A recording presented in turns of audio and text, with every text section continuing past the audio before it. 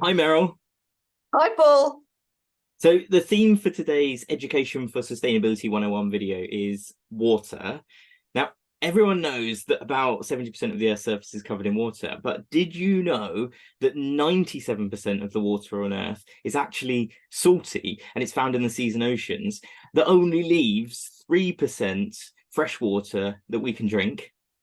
Yeah, and 3% of that water is locked up, frozen in ice sheets still, and the glaciers, which leaves just 1% of water as groundwater, and only a fraction of that, about 0.2% of water on planet Earth, is actually in the rivers, lakes, clouds, and in living things. Yeah, it's mind-blowing. So it's such a rare resource and we can't live with it without it. And actually up to 60% of an adult human body is water. And if we don't have a drink of water, within about 3 days we could die. So you'd think we'd treat it as an exceptionally valuable resource, wouldn't you? Yeah, you'd think so. But actually, we all know that our water supplies are really struggling. Okay, how so?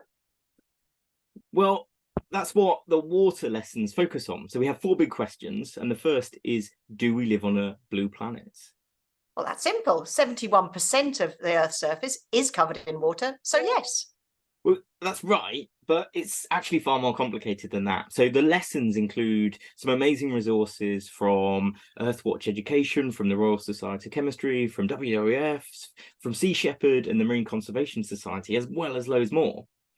I love that they're all free, although sometimes you have to register to get access to some of the materials. What's next? So within the big question of do we live on a blue planet, the scheme of learning asks other questions such as how important are rivers, how many people rely on the oceans, and how are humans impacting water? I've been reading lots in the news recently about water companies releasing loads of sewage into our rivers and along the coastlines.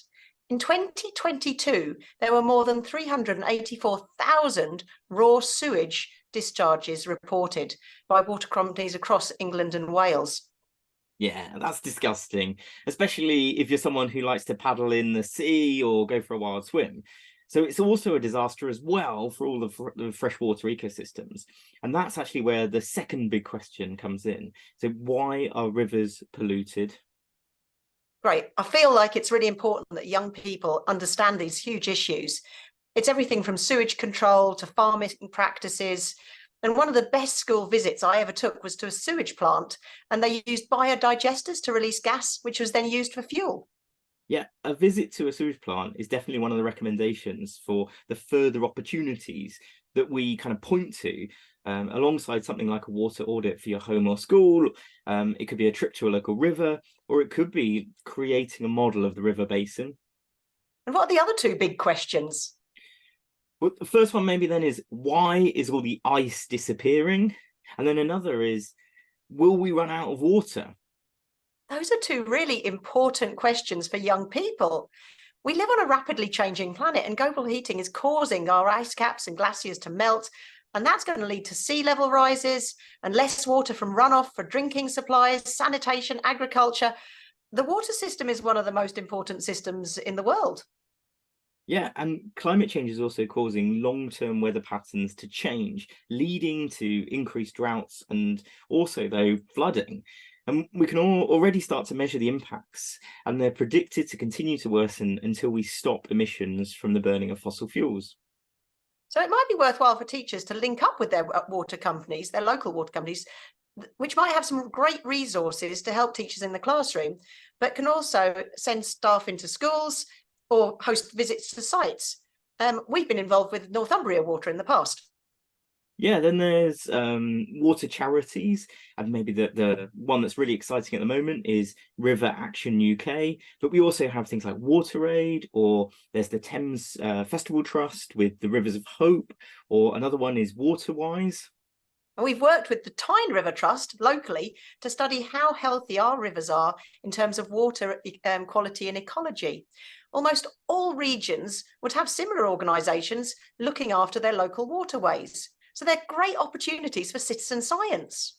Yeah, one thing that really excites me with this is imagine if every school took responsibility for a little stretch of their local river and they had ownership and responsibility for it and kind of measured its quality. And, imagine how it could be used for English and art and all those sorts of other more creative subjects, as well as the science aspects as well. So, Meryl, 2 takeaways from this water theme.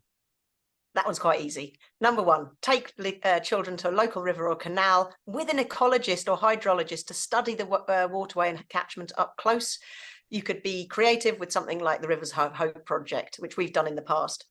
And number 2, link up with your local water company to learn more about water treatment and supply. Children can ask staff questions about how they intend to clean up their local rivers.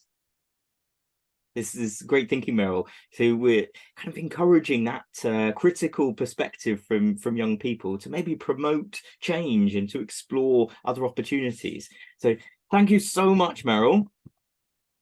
As always, Paul. Cheers. See you soon.